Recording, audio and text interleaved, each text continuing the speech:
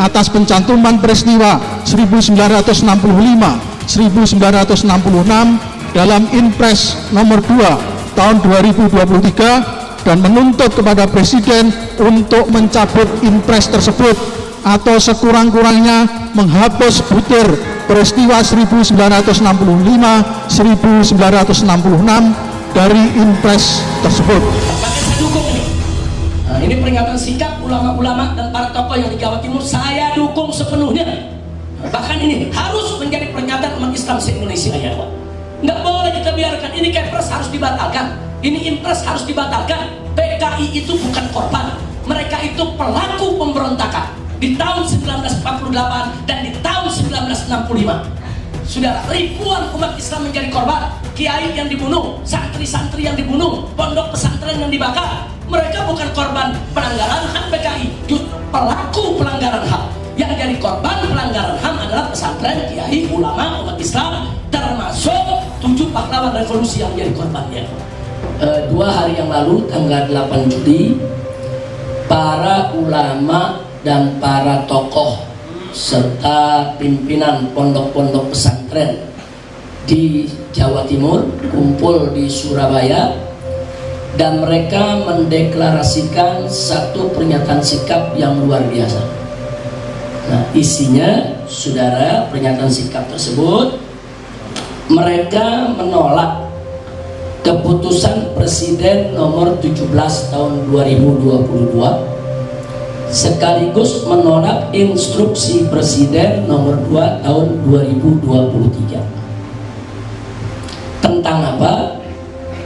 Kepres nomor 17 tahun 2002 itu, Presiden dalam Kepres tersebut, saudara, yaitu menyebut Kepres tersebut menginventarisasi peristiwa-peristiwa yang dinilai sebagai pelanggaran HAM berat. Itu kalau tidak salah di sana ada 12 peristiwa.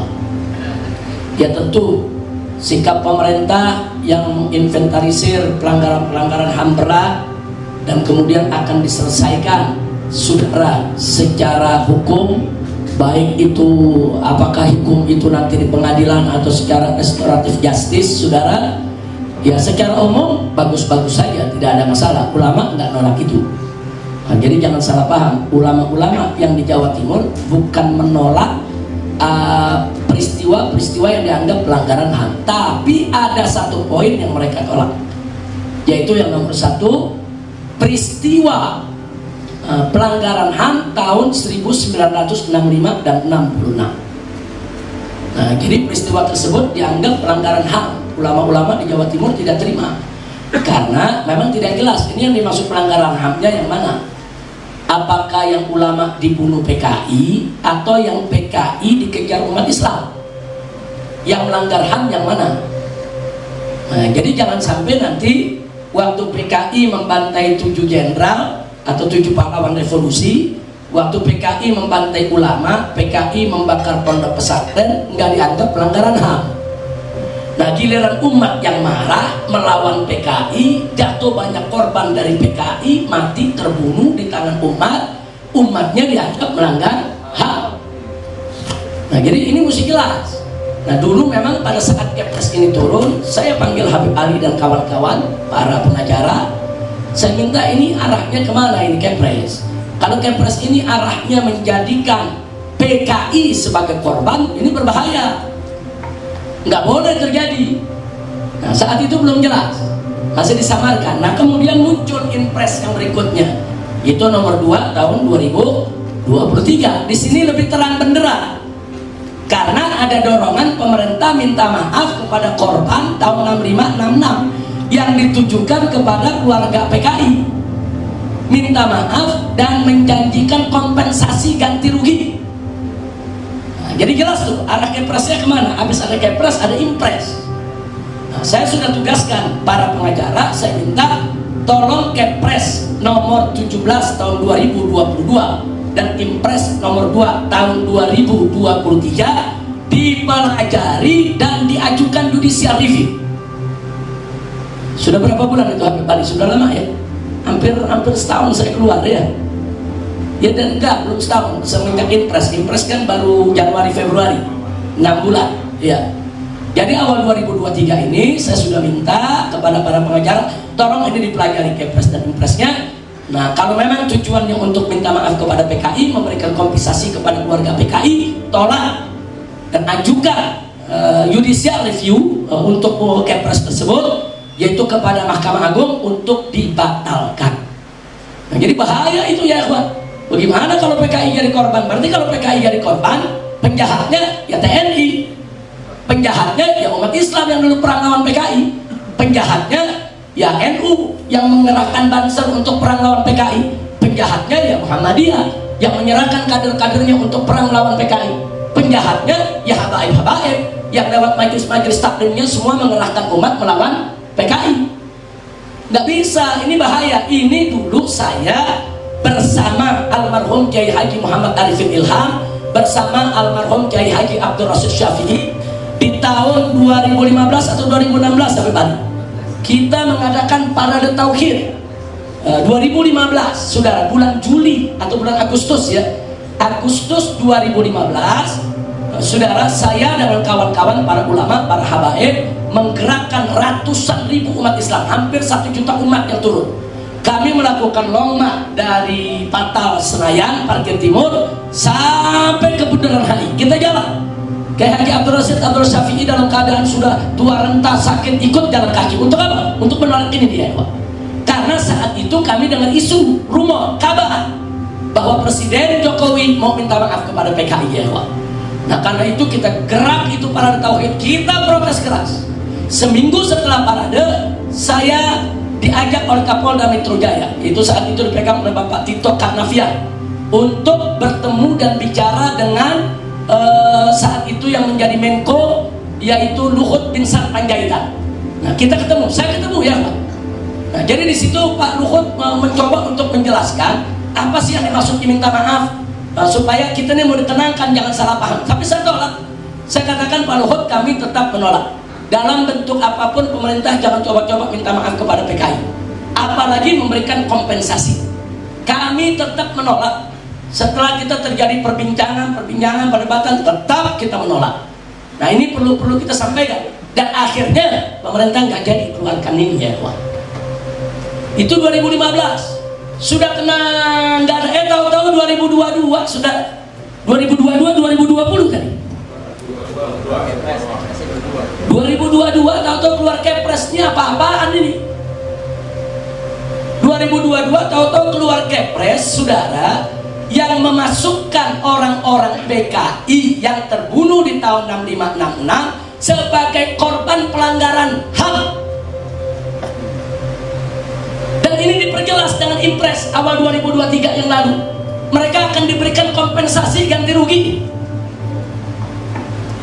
Nah, jadi sekali lagi saya tetap punya sikap seperti dulu, ini kita tolak. Maka saya dukung ini.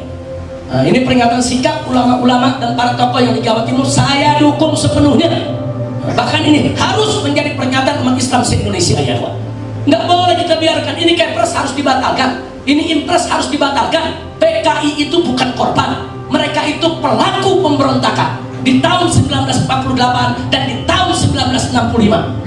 Saudara, ribuan umat Islam menjadi korban, kiai yang dibunuh, santri-santri yang dibunuh, pondok pesantren yang dibakar. Mereka bukan korban pelanggaran HAM PKI, justru pelaku pelanggaran HAM. Yang jadi korban pelanggaran HAM adalah pesantren, kiai, ulama, umat Islam, termasuk 7 pahlawan revolusi yang menjadi korban ya.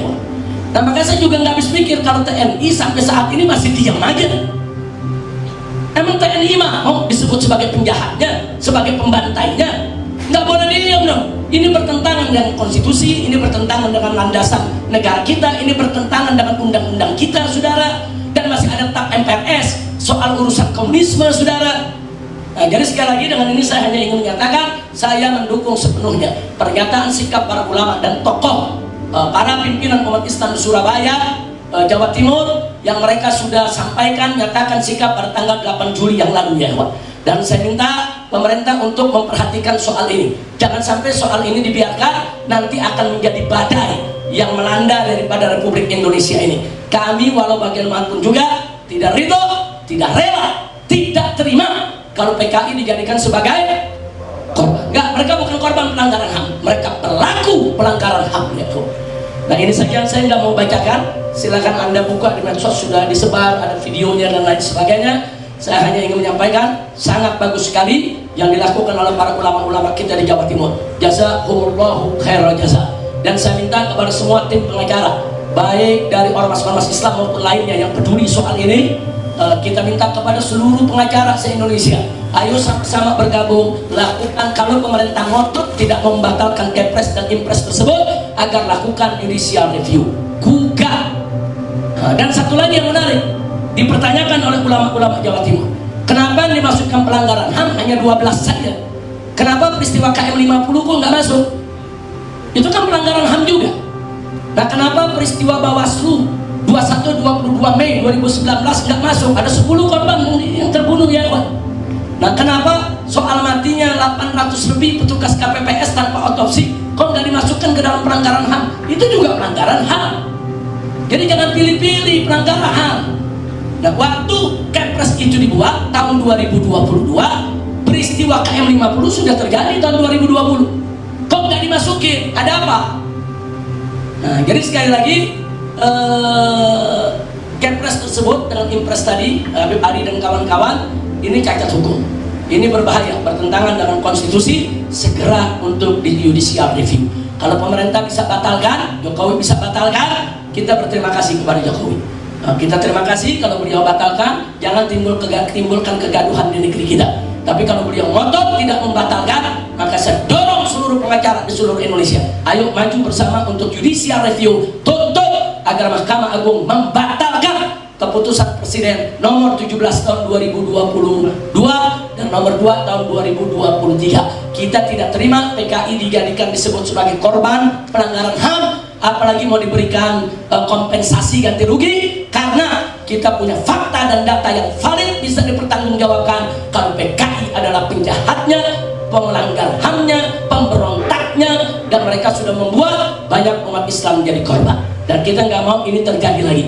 Dan saya dukung juga pernyataan ulama-ulama Jawa Timur mengatakan, sudahlah, kalau ini sudah dibatalkan dan lain sebagainya, ke depan jangan ada lagi presiden pemimpin negeri ini siapapun yang utak-atik lagi soal urusan G30 SPKI. Itu udah selesai, kita kubur, tanam, nggak usah kita cerita lagi, saudara, untuk membela-bela PKI atau memberikan kompensasi kepada PKI. Kenapa? Karena itu akan membuka luka lama, dan itu bisa mengakibatkan terjadinya badai, tsunami, gerakan sosial di Republik ini, saudara. Nah itu aja yang bisa saya sampaikan. Mudah-mudahan manfaat untuk kita semua. Jazakumullahu khairan jasa.